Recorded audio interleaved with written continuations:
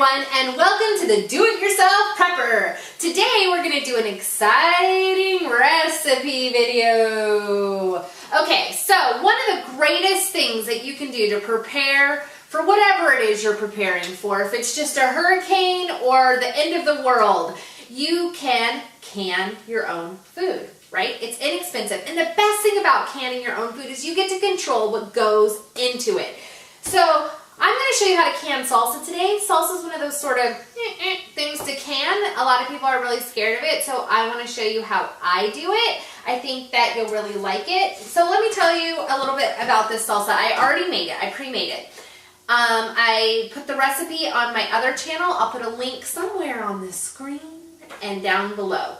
And I made this salsa. I measured out my jars to see how many would fit into my cooker. I washed my jars in warm, soapy water, and I washed the lids. Then I set the lids on the stove in simmering water. I don't know if you can see that, simmering water, and just keeping them warm.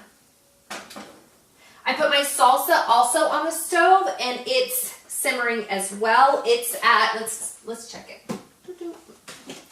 It's at 93-ish degrees, okay? This is my pressure cooker. I'm going to show you how to use a boiling water method in a pressure cooker. This is my pressure cooker. I filled it about halfway with water, and it's heating up right now. I want to heat that to about 180 degrees. Okay, so salsa is one of those foods. It can end up really mushy when you can it. It can do lots of things. So I made a restaurant style salsa, so it's supposed to be a little mushy already.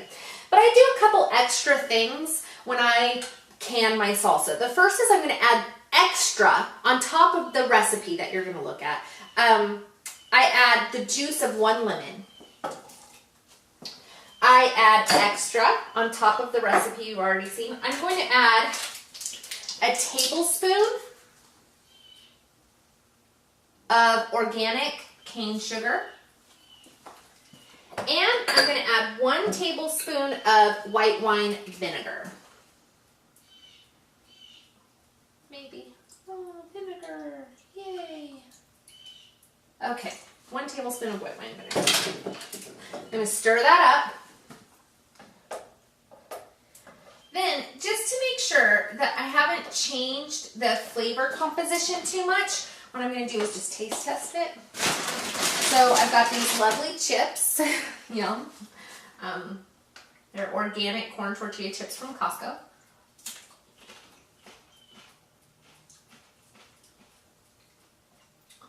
Other than being warm, it tastes pretty good. Okay. So I've got everything working. When my water comes up to temperature, I'm going to start canning. I'll see you then. Okay, so I'm back. Our water is almost to temperature. It's not quite there yet, but I thought I'd start on the canning so that it'll be ready when the water's ready. Okay, so I keep my jars warm in the oven. This is my preferred method. You can do it other ways as well. You can put them upside down over a pot of boiling water, just a little bit of boiling water. You could wash them in the dishwasher and then keep them in the dishwasher while it's still warm and drying. Okay, so I've got these pans. Oh, I think I'm going to do it on the other side, but I don't know if you can see me. Let me check. And now I'm checking. Am I wishing I was more prepared? Now you can see the whole area. Yay! Okay, so I've got these jars. Now I use these teensy jelly jars. Why, you may ask? Oh, because they're individual serving sizes, and what could be better than that, right? Okay, let's check our water. It sounds like it's almost ready. We're at 155. Okay, funnel. Let's put it right on there. We need...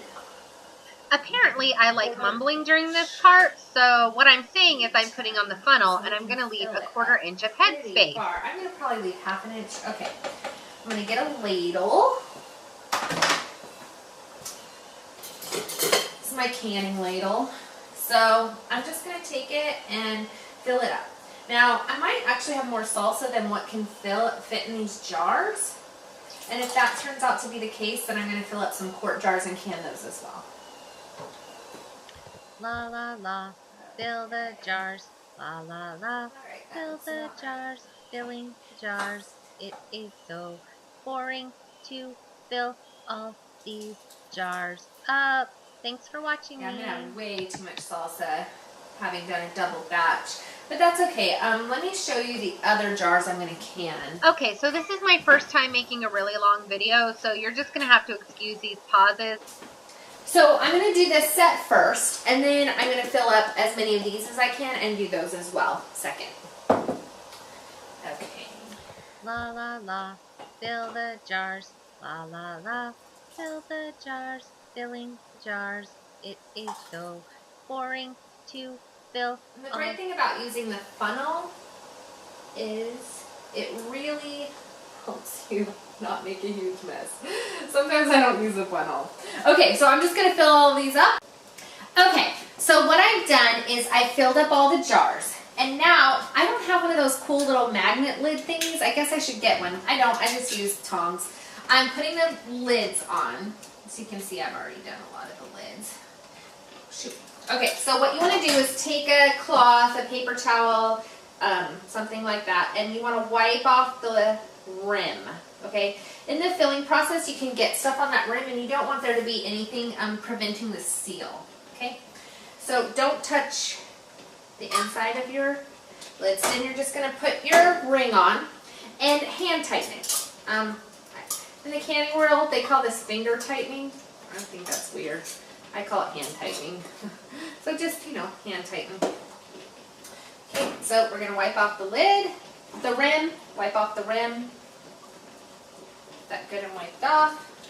And just as a side note, I have washed my hands about 10 times during this process. I just want to keep everything as clean and sterile as I possibly can. Come on, little lid. This is why you use a magnet. Oh my gosh. Okay, well now we know why Heather needs a magnet. Okay, so then we just put that last lid on, hand tighten it. I can hear the water boiling, so I'm guessing that it's up to temperature. Let's check it.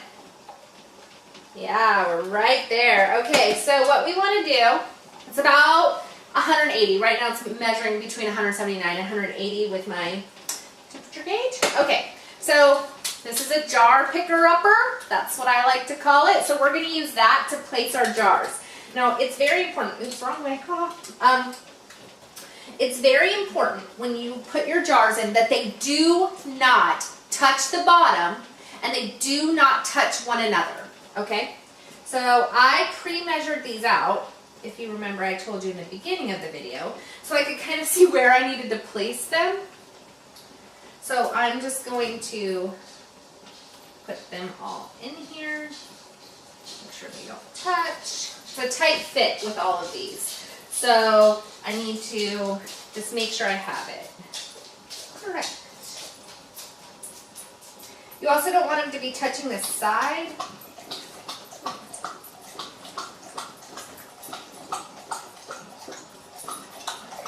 Alright, so I'm just going to place all these jars and then I'll be back to show you the next step.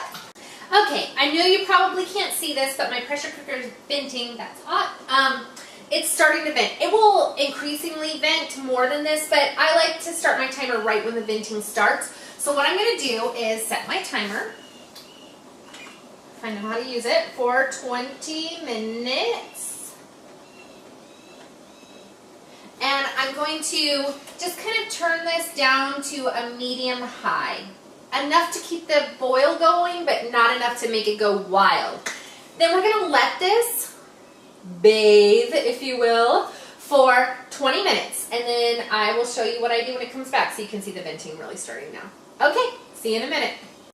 Okay, so this is now boiled in its bath for 20 minutes. Then I just left the lid on and let it kind of come back down to temperature. It's still pretty warm, but it's cooled off some. So let's open it and see how it looks. kitchen looks crazy. I've crazy-fied it with all of this canning today. But I'm going to can this rest of this salsa into quart-sized jars. Okay, so now we're just going to use our tongs and get those jars out. Which they're pretty tightly packed, so it might be easier said than done. Then I've created a little drying space over here. I'm just going to set them all there. Line them up. Okay, so what I've done is I've placed all the jars. Now, you want to check, you want there to be about 1 inch of water above the top of your jars, which I don't quite have.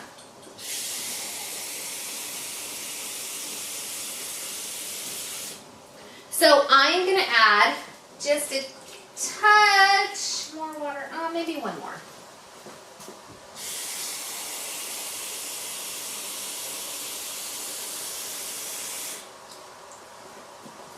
Okay. Awesome. Now that's just right. Now here's a trick. If you're using your pressure canner, the lids can react with the inside of the pressure cooker, so just add a little bit of vinegar in there. We'll keep that from happening. So the next step, what we're going to do now is we are going to wait for this to come up to a boil. A nice, gentle, rolling boil. Now you may be asking why I would use my pressure canner if I'm not going to pressure can these jars of salsa. Well, the first reason is you don't want to pressure can salsa because it can make it really mushy. It just doesn't turn out for some reason. You want to water bath them. The second reason I use my pressure canner is this is the biggest pot I have. I don't have one of those giant canning pots or stock pots or anything. This is my biggest pot. So I like to use it for that reason because I can fit a lot more in there. And the third reason I like to use it is I know how to, and I find it to be very convenient to just use the same sort of methods over and over again. That way you can perfect your method. It's not going to work every single time. I'll give you an example.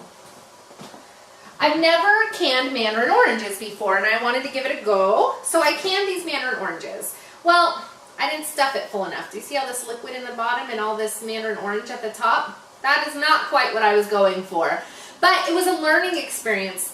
They canned up nice, they're still going to taste great, and next time I'll know better how to can these mandarin oranges. So everything's a learning process, and that's why it's really important that we start doing it now, right? We start learning how to make these preps now so that when the time comes, we're going to be prepared. Okay, so my water's up to a nice rolling boil.